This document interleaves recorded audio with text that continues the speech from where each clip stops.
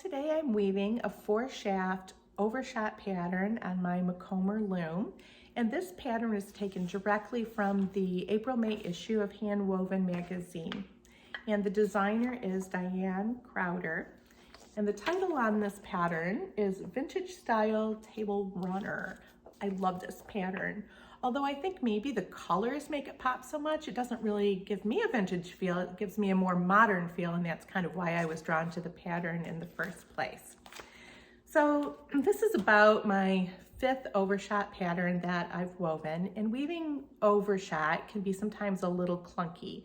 It requires 2 shuttles and a different treadling than what your typical weaving may have, and so it could be a little clunky and confusing at first, but while I'm weaving this particular piece, it's going like really smoothly. And I think that's because over the time I've picked up a few tips and tricks from other weavers that make weaving overshot a lot more pleasurable. And so I thought I would share those with you today. Okay, so overshot requires you to have 2 shuttles. In what we'll call the first shuttle, we're going to have a thinner yarn. And this yarn is going to weave tabby, and it's going to provide the structure to your fabric. Now this yarn is often the same weight of yarn that's used in the warp, and in this case this is an 8-2 unmercerized cotton. Now in what we'll call shuttle 2, we're going to put in the yarn that's going to be used to develop the pattern of your fabric.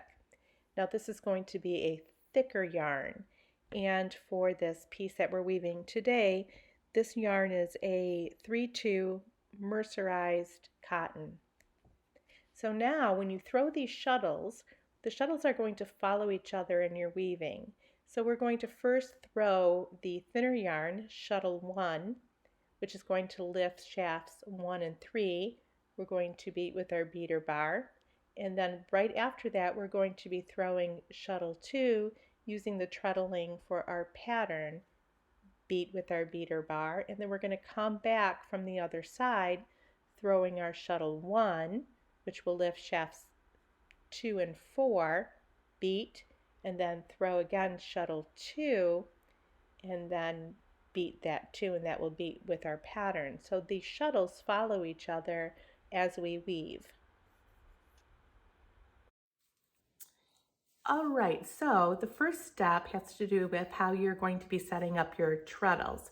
So if you remember, shuttle 1 is going to be weaving tabby, and your second shuttle is going to be weaving your pattern weave, okay? So down below my loom, which would be my right side, I have my tabby treadles set up. So when I press this treadle, shafts 2 and 4 pull down, and when I press this treadle, 1 and 3 are pulled down. So I'll be weaving tabby with my right foot, okay? Now shuttle 2, that's your pattern weave. So I have these 4 treadles set up to weave my pattern weave. But the important thing is that there's a space between your pattern weave and your tabby weave. So that will be super helpful. So 1 foot will be weaving tabby, 1 foot will be weaving your pattern weave, and we're going to separate those treadles by a space. So that's the first tip. Okay, so the second tip has to do with your shuttles. So what we've been calling shuttle 1 is the tabby shuttle, the thinner thread. So when I throw from the right side my tabby shuttle, I'm going to be depressing the right treadle on my tabby treadle section. I'm going to be now throwing my pattern.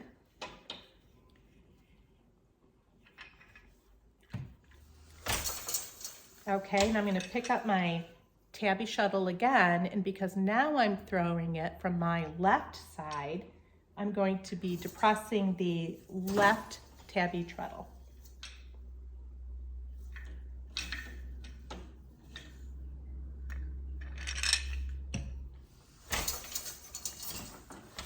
Okay, so the tip is really to keep the directions consistent. So when you're throwing from the right, depress the right tabby treadle. When you're throwing from the left, to press the left tabby treadle.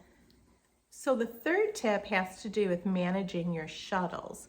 So after you throw your shuttle, you're going to place that shuttle behind the other shuttle. So let me show you, it might be easier that way. All right, so I'm depressing my tabby treadle, throwing my tabby, feet, and I place the shuttle behind shuttle number 2. Now I'm weaving with my pattern.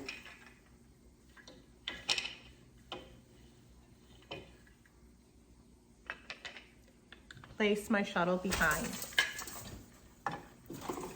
Weaving with my tabby. My shuttle goes behind. Weaving with my pattern.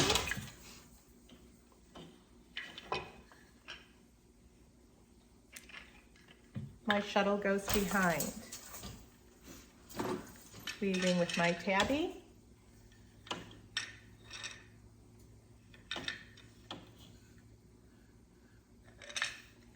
My shuttle goes behind. Weaving with my pattern.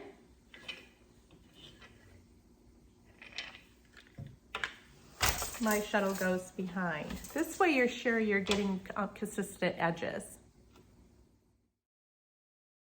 So here's the finished table runner. I just absolutely love it.